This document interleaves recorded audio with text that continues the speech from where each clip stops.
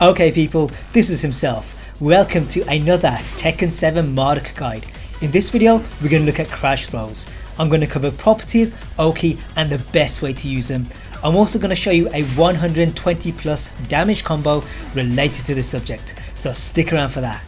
So Marduk has two crash throws, down 2 plus 4 and down 1 plus 3. These are a 1 break or a 2 break, but they both have the same hands, so people have to guess to break them. Now the 2 throw is the knee strike. This knocks them away and they end up face down. From there we have some oki options. The simple one is D3. This is both side rolls, people staying on the ground, and wake up kicks. Sadly it whiffs against back rollers and standers can block it. To cover that we can use back 3. This is a safe mid that's 0 on block. It also counters wake up attacks, which is gonna be useful. The problem with these is that people can just back roll and block, because the D3 isn't going to reach them. But to cover that we can use F3 plus 4. This is an unblockable high and it often catches them off guard. Sadly wake up kicks will interrupt it, but back 3 covers that. What we can also do is use the tackle. Again wake up kicks will beat it, but ducking is not an escape and potentially you can do more damage. Now in the future I will be covering other tackle setups, so if you want to see that, make sure you subscribe. What that can do is lead people to stay on the ground, that way they eat the D3 and it minimises damage. But if we suspect that, we can use ground throws. The 1 throw gives the toss up and the 2 throw is another knee strike. The other crash throw is power bomb. Here they land face up but they're much closer, so the oki is a lot better.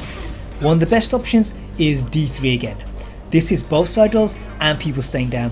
It also interrupts wake up kicks. Sadly toe kick and spring kick will interrupt and standards and back rolls can block it, but it's only minus 12, so most people only get while standing 4. To cover the block we can use up back 1 plus 2. This is a safe mid and it still hits both side rolls. It also beats out wake up kicks and on hit while standing 3 is guaranteed. Sadly toe kick and spring kick still interrupt.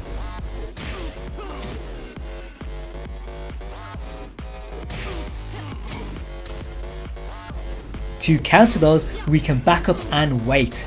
If they do either wake up kick, toe kick or spring kick we can punish them with while standing 3.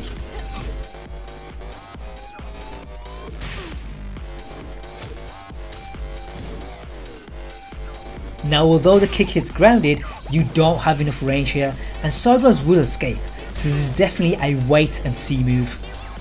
Rather than doing while standing 3, what you can also do is the tackle, and in some cases you get the spear, which is even harder to break.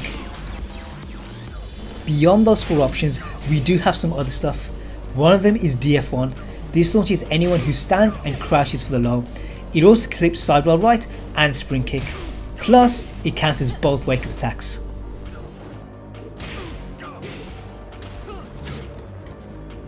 Another option is up forward 3. This is safer than DF1, but it only gets you a knockdown on hit. What makes it good though is that it crushes the toe kick, clashes the spring kick, and on count hit, it launches wake up attacks.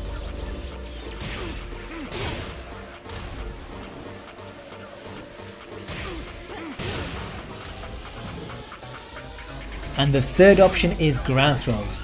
D3 and up back 1 plus 2 don't do heavy damage and people tend to stay on the ground, so ground throws can screw them over. Now in the future I will be doing a video covering ground throws in more detail, so if you want to see that, make sure you subscribe. One final option I did try was the stomp. This crushes the toe kick and it hits people on the floor. It also crosses over both wake up attacks. But we don't get anything here. Although we're at plus 7 and they're crouching, we don't have any dangerous back turn moves, so really there's no mix up here. Now having these crash throws is all good, but what we need to know is how to use them, and in my opinion there's 3 ways. The first and most obvious way is when people are crouching. Often when people can't break throws they crouch to duck and punish, and if we sense that we can screw them over. But it doesn't make sense to do this because we have safer, damaging mids that can do a better job. The second way is against stances. Stuff like AOP and Hunting Bear can be core, but the issue here is finding the right opportunity.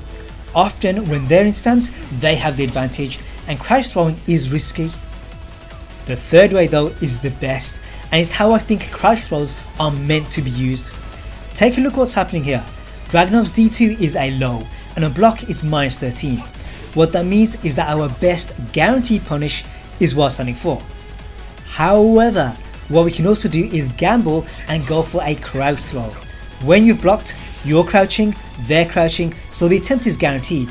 And the thing is, Marduk only has while standing 4 up to -16, he has no hop kick, so going for a crouch throw potentially makes up for that.